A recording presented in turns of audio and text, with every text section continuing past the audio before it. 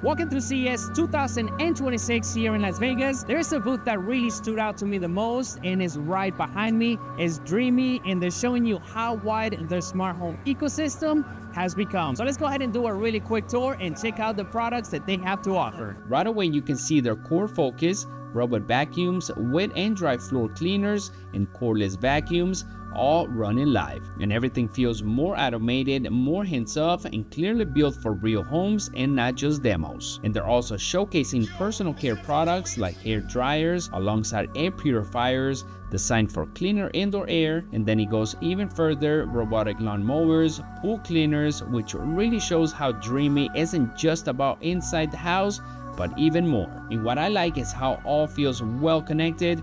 Whether it's cleaning your floors, your air, your yard, or even your pool, the focus stays the same: smart automation, powerful performance, and less effort for you. So Dreamy's booth feels like it's less like a product display and more like a preview of what a fully automated home is becoming. So it's definitely one of those that is worth stopping by at CES.